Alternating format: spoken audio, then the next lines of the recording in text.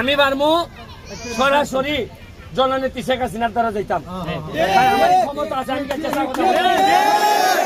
তাই জানেন যে আমি 2 নম্বরই করিও না, আর আমি যাইও না। আমার এলাকার মানুষের স্বার্থের লেগে আমি যাই। ওই যে আগামী রোববারে আমার বক্তব্য আছে সংসদ। আমি আমার এলাকা তৈয়া পইলেই আরম্ভ করবো যে সিলেটের নসিবে এত বন্যা ব্যবস্থা না নিলে নেত্রী আমরা যাইমু কোথায়? ইটাকালে ইখানে এক জাতের মাঠ আর ইখানে গিয়া 100 কিলো হইল নসিবে আমার বারবার খালি সিলেটের দিকে নিয়ে আয়। আলহামদুলিল্লাহ 22 সালে বন্যার সময় আইয়া ফৈজার ইসলাম 1 মাস প্রায় 160টা বাড়ি বানাই দিছি মানুষের টাকা দিয়ে আইনা। সুনামগঞ্জ সিলেট এই 2 জেলার 160টা বাড়ি বানাই দিছি। আমি ভাবছিলাম যে দেখুন 2 নাইট করলে এটার যে ফল পাওয়া যায়, করছিলাম সিলেট সুনামগঞ্জের মানুষের লাগিয়া, আর সুযোগ পাইছে ওই লেগে আমার এলাকার মানুষ এমন ভোট দেওয়া দিছে যে বিমানমন্ত্রীরে ফেল করাই আমি এমপি গেছি। 1 লাখ ভোট বেশি দিয়া দিছেন আমারে, মানে যারা লেগে করছিলাম এরা আমারে ভোট দিবার সুযোগ পাইছে না, কারণ এরা তো সিলেট সুনামগঞ্জ। এরা আমারে দোয়া দিছে, এমনই দোয়া দিছে যে আমার এলাকার লোকে বেটা বেটি এমন ভাবে সিল মারছে না আমি 1 লাখ ভোটে পাস।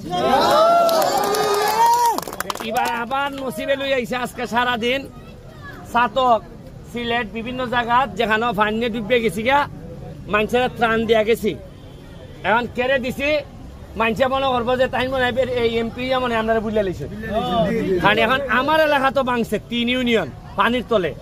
তা আমি এর আরে একদিন দেই আর একদিন সিলেট সুনামগঞ্জ দেই, নাইলে মানুষে যদি কয় যে দেখো আমরা দোয়াই তাই এমপি হয়েছে নই অঙ্কার দেখা যায়, তাই আর দেখা যায় না বেড়া অঙ্কা 5 ব্যবহার হয়ে গেছি গা অঙ্কার মাথা যাতে ছোট ফুলা ভাঙ যাতে কথা কইতো না পারে এর লেগিয়া আমি তাড়াতাড়ি নামে আইছি। তবে এখন তোমরা আজকে এখন নাম দেখলাম খেলতেছো ফুটবল, ক্রিকেট ফুটবল। আমি এ ডাক দিছে আমার দেখলে তো ইটা দেখলে আমি নেমে যাই গা। এখনো আমি সকালবেলা উঠিয়া ঘুম থেকে উঠিয়া আমার আবার মনে হরণ লাগে যে আরে আমি তো এমপি রে, মানে আমার মনে হয় যে আমার যেমন তার ভাই যখন স্বপ্ন দেখে উঠছি না তা আছে না, আজকাল স্বপ্ন দেখা যায় রাজা উজির হয়ে গেছি গা, আর এরপরে বাবা দেখা ওট ওট খানো দেখে আমার মনে হয় যে অত বড় জায়গার এমপি আমি কেমনে হইলাম। কিন্তু একটা জিনিস আমার মধ্যে আছে, এমপি হইবার পর মাত্র 5 মাসে আমার নামে বরাদ্দ হইছে নগদ টাকা না, কিন্তু বরাদ্দ হইছে রাস্তাঘাট বানাইবার লেগে 25 কোটি। কত? আর এমনি চাউল গম ইত্যাদি বিভিন্ন কিছু দিবার লেগে আরো 5 কোটি। কত? 30 কোটি। আমার এলাকার মানুষে আমি পাই করে হিসাব দিতেছি যে তোমার টাকা তুমি বুঝা নেও। এই কথা কোনে আমি যে হিসাব দেই ওই অনেক এমপি তার মাথা নষ্ট। এরা কয় ফুলাটা ফাতলা ফুলা এটা খেরে কইলা এটা বেলা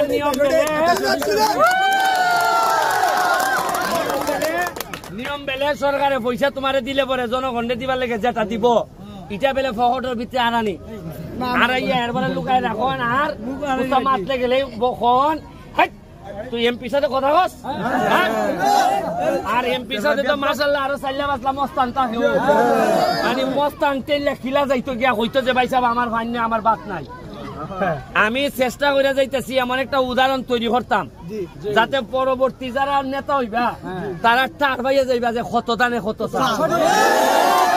আমি এখন মানুষের হইয়া দিলাইতেছি কয় নানি যে গড়ের কথা পরে জানলো কেমনে, ওই আপনারা কইবা ওই ব্যারিস্টার সুমন যেমনে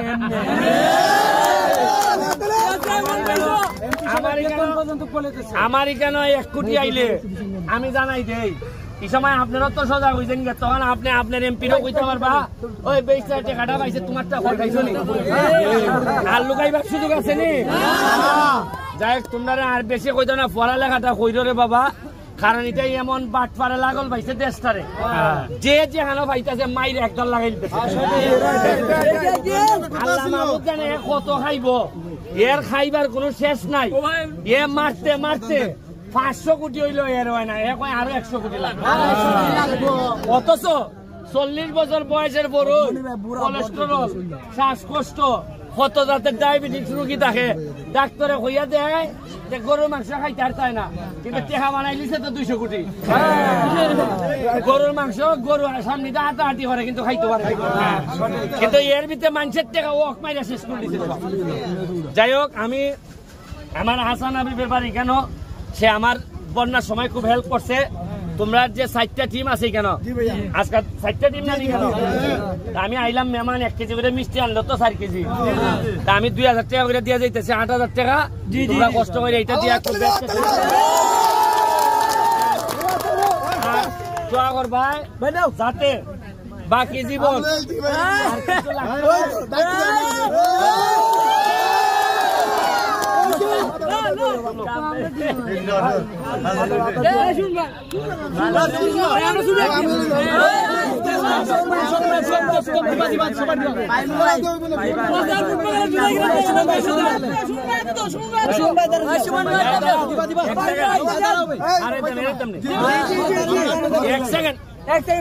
এক একাডেমির আর 3 একাডেমি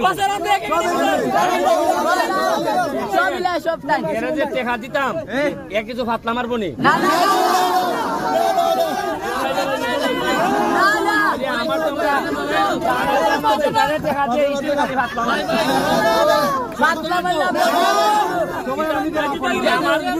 আমার বড় কষ্টের ব্যারিস্টারের টাকা, এটাও এমপির টাকা না, কিন্তু আমার কথা হলে আমি কলজা কুল্লা দিতে রাজি, কিন্তু বাটপারি করতে আর না। আমার এলাকার তোমরা দাওয়াত দিয়ে গেলাম মাধবপুর সোনারঘাট, এমন ভাবে টাইট দিছি বাটপাড়া করতে, এমন হইতে পারে আমার এলাকা চাই রাইটারে দিলাম, কারণ আমি কয়না নিয়ে আকাশ বাতাস সব জায়গায় টাইট মারছি। কারণ মনে রাখবেন, এমপি যদি নিজে পয়সা না খায়, কোন হালার ক্ষমতা নাই টাকা খাইবা। আমি শক্ত হয়ে গেলি পরে কের প্রশাসন আর কের নেতা, আমি কইছি যে টাকা খাইবা তাহলে রাজনীতি খান চাইলে দাও,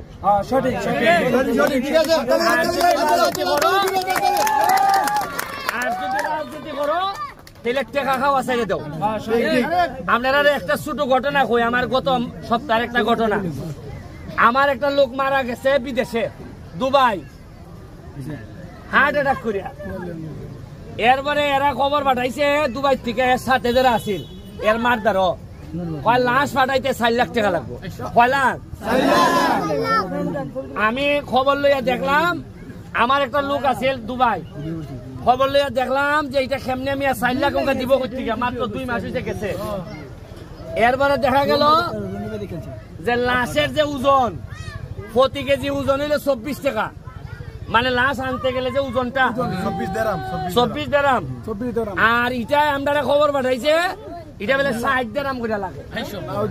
কি জাত, মানে লাশের টাকার মধ্যে খাইতে লাইছেন 33 টাকা করে। এরপরে আমি যখন ধরলাম, এরপরে কেমনে কেমনে 4 লাখ তো লাগছেই না, এ যে কিছু রুজি বেলে করছিল, এই টাকা 1 লাখ ফিরত আইছে আমার এলাকা, আলহামদুলিল্লাহ। কি জাত খাটাসের দেশে আছি, বুঝছেন না? আরে এমনি টাকা নেই, রাস্তা বাড়ার 2 নম্বরই খরচ, মাটি না কুস্তা। এবারে তোমার খাল খাটন ইটা তো মারুন কুস্তা মাতি না, এর লেগে তুই লাশের টাকা ওজন বাড়াই দিতে নি। আপনারা ভাবতেছেন অত সোজা না, সোনার বাংলা। এই যে আমি 2 কথা আশা হই দেখিয়া এরা টুকাইতেছে আমার গাছ কইলি তো।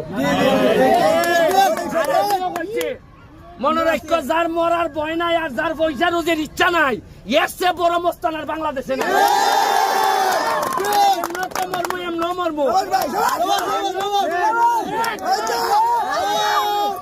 একটা জিনিস কইয়া যায়,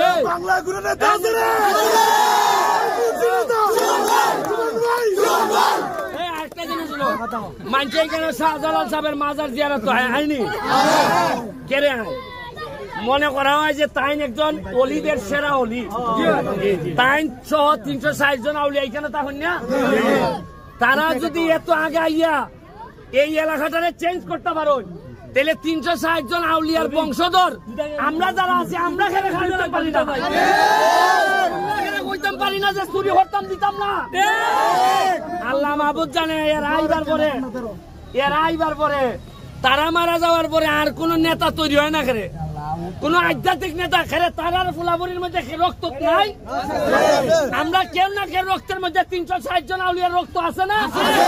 এই রক্তে মাথা না খেলে পয়সা দিলে মেনেজি জায়গা বেটা লম্বা বক্তব্য দেয় বড় ভাই বইয়া উপায় রাখতাম না আর একটু খানা গানি করলে ভাই সাহেব একটু আইনের পরে আইন এবার নারে বুঝতে পারতাম হইব কারণ কিতা পয়সাটা দিল মেনেজি যায় হ্যাঁ গীতা কইরা ঠিক আছে আমি পরে মাতবো না আমার 8,000 টাকা দিয়ে গেলাম সাত আমার বাইরে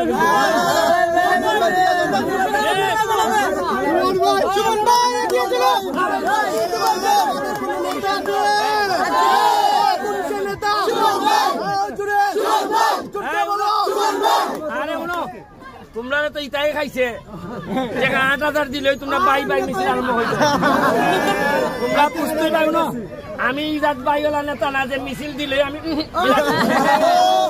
এটা আমার জানা আছে উপরে আল্লাহ ছাড়া সাহায্য করার কেউ থাকে না তোমরা যে তো স্লোগান দিতেছো বেটা একটা রান্দালি আইলে দূর দিবে আমি জানি আমি বহুত রান্নার সামনে থেকে আইছি মনে রাখো বিপদে বললে তোমার কর্ম আর একমাত্র আল্লাহ ছাড়া বাঁচাইবার কেউ থাকে না তোমরা যেটা কো এটাও ন এটা হইলে কি একটু পড়াশোনাটা করো আর নিজের সক্ষমতার উপরে বিশ্বাস রাখো আমি আমার একটা গরিব ফ্যামিলি থেকে উঠিয়া সারা দেশের খাবন্ধ রাইলিছি সব বাটপার করতে পারো আমি বুঝি যে ইমানি শক্তি স্ট্রং থাকলে এটা মহারথীও আমার সামনে কুস্তা আর এই মাঠের কথা কইছো মাঠে আমি জানি না এখানে এমপি খেটা বা মেয়রের আন্ডারে আচ্ছা দেখ তোমরা যে ধরনের সহযোগিতা লাগে আমি তো এটার নেতা না মেয়র সাহেব যদি যে কোনো ধরনের কিছু কাজ করতে চাই আমার যদি সহযোগিতা লাগে এখন আমি খিতা ফার্মো করতাম আমি ফার্মো সরাসরি জননেত্রী শেখ হাসিনার দ্বারা যাইতাম আমার ক্ষমতা আছে আমি তাই জানেন যে আমি 2 নম্বরই করিও না আর বান্ধার লেগে তাই আমি যাইও না আমার এলাকার মানুষের স্বার্থের লেগে আমি যাই ওই যে আগামী রবিবারে আমার বক্তব্য আছে সংসদে আলহামদুলিল্লাহ আমি আমার এলাকা তৈয়া পইলেও আরম্ভ করবো যে সিলেটের নসিবে এত বন্যা ব্যবস্থা না নিলে নেত্রী আমরা যাইমু কোথায় ইটাকালে এখানে এক জাতের মাঠ আর কেন গিয়া আর মারতাম না বেশি মারতে থাকতো না